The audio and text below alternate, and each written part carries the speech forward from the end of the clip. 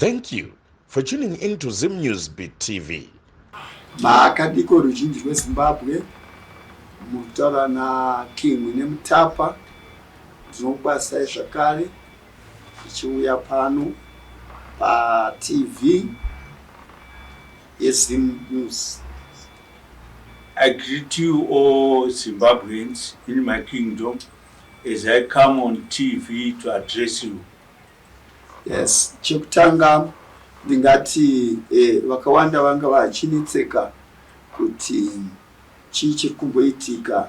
Ndichida kupindura vanhu vose vanga vachitaura maererano nekingdom. Ndichida kuvapindura kuti kingdom yatovapo zvachose haichadzokeri shure. Saka takuenda mumaphases ndakutaurirai imwe phase. Firstly, I would like to clarify confusion which was coming to the people relating to the kingdom of Mutapa, which is now coming in phases as I tell you. Sokutaura kwandakaita kuti inini saKing neMutapa ndinoabolisha constitution nekuti yanga iri yeRome. As I have spoken earlier on that, as King Mutapa of Zimbabwean Kingdom, I am going to abolish the constitution which we are currently using because it meets a lot that do not satisfy my people. Ndichikuzivisai kuti ndichaiabolisha in 6 months time. I tell you this, I will amend the constitution in 6 months time period. Kuti izokwanisa kuprovida zvinoda nyika yedu, zvinoda tsika dzedu, zvinoda tsika nemagariro, zvinoda maZimbabwean nezvatinoda inini saKing. So that it will enshrine our culture, our needs, and all what we deserve as Zimbabwean people as a constitution should do to the people of its kingdom. Ichi incorporator zvinhu zvakafanana nekuti tanga tiri muRepublic. Republic ine zvinhu zvakawanda zvimwe zvayaita madecision zvanga zvisingabudiriri nekuda kwekuti iyo pachezva yanga iri democracy. Saka democracy hapana chinhu chamunokwanisa kuwirirana. Chero mukawirirana mumwe anenge achingotuka mumwe anenge achingoshora. Sekera kusina vanhu vanokwanisa kuappreciate zvinenge zvaitwa nenyika mune zvakanaka. As I will amend the constitution, I'm looking to what has been happening in the Republic where democracy was used with the people with different views, causing no support for other important endeavors of the nation, and therefore I will amend it so that all the people get united and do the same thing which is good for all the people in the kingdom. And ndokwasa Prime Minister Comrade Emmerson Damutwa Mnangagwa and my Vice Prime Minister Comrade Constantino Chiwenga nyika dzino and the Vice Prime Minister Comrade Kembo Mohati and all cabinet ministers. As I address the nation, I would like to greet the Prime Minister Comrade E.D. Mnangagwa, his 2 deputies, General Constantino Guvea Chiwenga and Colonel Kembo Mohati, and all cabinet ministers. Ndichingokuimbisai kuti shandai nesimba ini King wenyu ndikuzviona toda kutoti vanenge vatashanda nesimba chaizvo tigozovapa mukombe kupera kwegore.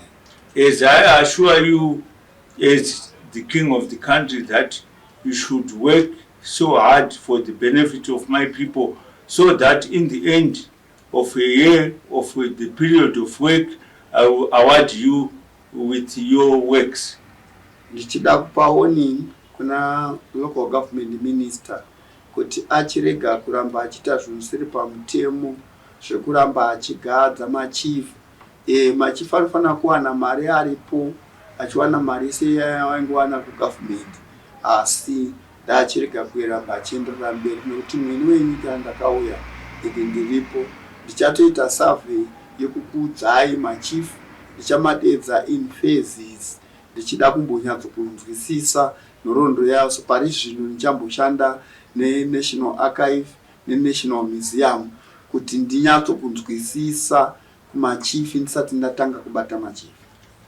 As I speak now, I would like to warn the Minister of Local Government, Comrade Daniel Garwe, that he should stop forthwith to install any chief since I am now in place.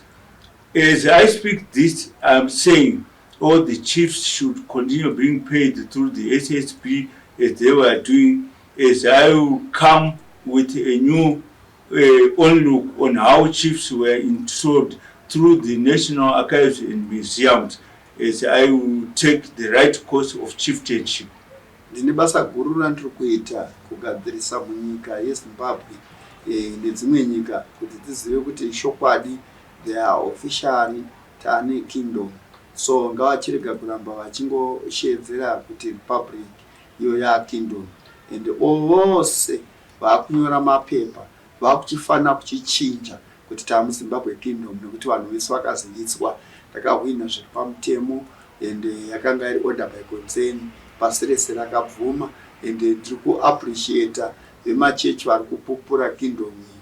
So kuziva kwavanoita, I am going to appreciate vemachechi ndichiti munofanira kuregister kuna king a part of tradition. As I speak right now, I am going to mention a special task that shows that the kingdom is now there. It has been ordered by the High Court of Zimbabwe, and all the people are knowing, the United Nations and all the world over is knowing that there is King Munumutapa in Zimbabwe. I also appreciate the gospel leaders who are now testifying that there is a king from God that has been throned in Zimbabwe. So therefore, I am supporting every system of gospel that will testify on this testimony, as I am the king of this kingdom right now. Saka ndinoda kupa kutenda kuvana veZimbabwe ndichiti ndinonzwisisa kuti Minister of Finance vanofanira kuti pama accountability avanoita, nekuti Zimbabwe ichachinjwa mari igova nemusoro wangu wa king nemutapa inenge ichinzi one man dombo. Saka ndichati Minister weFinance mukufamba kwenguva tigokwanisa kugadzirisa nyaya iyoyo senyaya yandakaudzwa kumhepo kuti mari yedu igosimba inenge yakunzi one man mumutapa.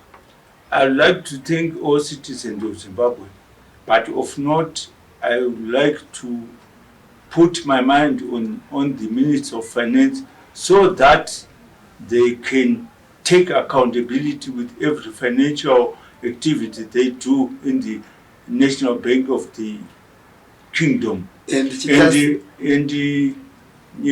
I would like them to have a monetary currency called one man bearing my head as King Munumutapa.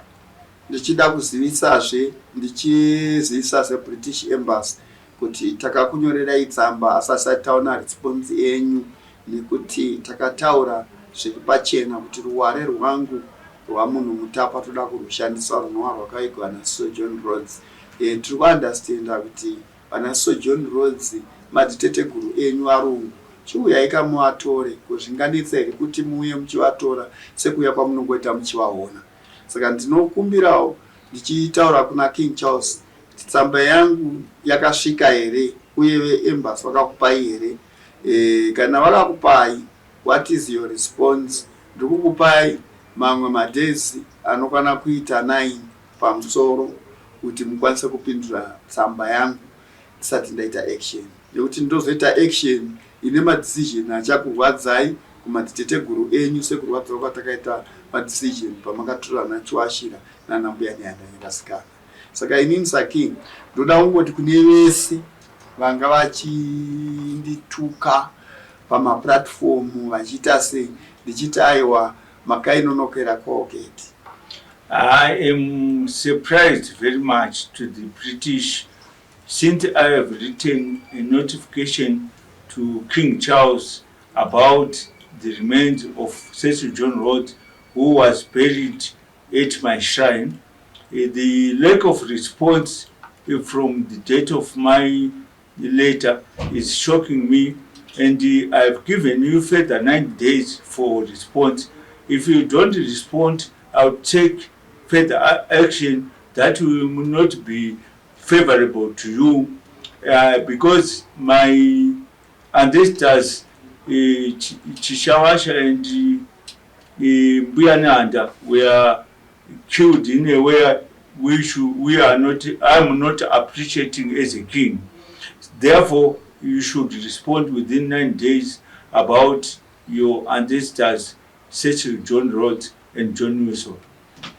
Ndinokutendai sevanhu veZimbabwe, ndinoziva zvikuru chaizvo, ndinoziva zvikurusa kuti vakawanda ndinovaona pamaplatform, vamwe vachiitawo zvavanenge vachiita, vamwe vachituka. Ndinovimba kuti tinofanira kubatana tichiita chinhu chimwe chete seUnited Kingdom of Zimbabwe, seZimbabwe Kingdom under King Mwene Mutapa. Ndinoti ngatibatanei tiite chinhu chimwe chete, tisangova nemweya wokumhura kana mweya wokutuka. Uye chigaro chinongopindwa nemunhu umwe chete chete, achipindwe nevanhu vatatu. Inini saKing Mwene Mutapa ndiri leader wenyu. Ndinovimba kuti kana muchida machanges kune mamwe madepartment akafanana nekuti achasara achiita maelection afanana nemaMP, asi kumaminister tichazova nemutemo unoti minister anofanira kupinda through qualification, noti kuti minister anongouya achiita minister chete asina maqualifications, kana kuti aine maqualifications asi avoterwa, which means kumaMP namba ichange ichizoita maministers change zichitova kuti kwaite kugida kwemenu, nekuti through maqualification. Kana ine qualification no problem, but kana asina maqualifications ndinotenda inonzi baba itozoita sei, tozoonana panext structure yatirikupinda. I am very aware as King Mwene Mutapa, as I see in the various media, different subjects are talking their views, some positive, some negative.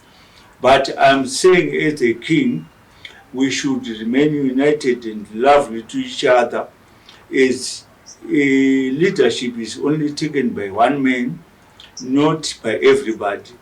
This time it's me, King Mwene Mutapa, who is the leader, and you should respect me and be united as we go towards our goal as a nation.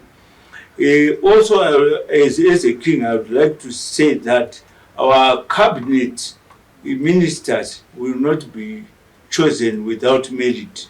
Every minister should be a professional person according to the ministry allocated. So those without qualifications, I'm sorry, they will not get any appointment. And mutemo munyowani waKing Mwene Mutapa unoti aita corruption. Azikanwa nyanya kuita corruption, especially akashanda nemari yokuwanda, ita corruption yokuwanda, vese vanofanira kunge vari mujeri.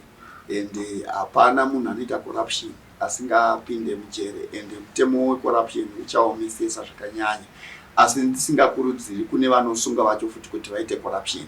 Saka ndinoona ndamboverenga hangu ndichiona paneti vamwe ve-anti-corruption vachitry. Isusu tiri kuti kana uri we-anti-corruption itoita basa rako sebasa rako, kana zvanetsa uya umangane kuna king. Hapana munhu asingasungu kana achinge awanirwa nyaya, kubva kuna prime minister kusvikira kunani. Munhu wese anenge awanirwa nyaya yake anofanira kusungwa kana achinge aita nyaya. Ndinotenda. As a king, I am against corruption. Corruption is my biggest enemy, since it is a menace to my kingdom. Everybody who does corruption should be taken to the procedure that is necessary. I'm targeting those who do a massive corruption in my kingdom. They should be taken to book. I'm also warning all law enforcement agents not to be in corrupt activity, as we will send them in trusts. If they see that their corruption is not being managed well, it's better for them to come to me as a king and report the same corruption.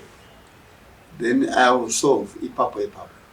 Then I will solve there and there. Ndatenda Zimbabwe, ndatenda vana veZimbabwe, makorokoto amushope mukingdom ya King Mutapa. I thank you so much, Zimbabwe. I thank you so much, Zimbabwe. Anthropy to you in the kingdom of King Mwene Mutapa, Zimbabwe Kingdom.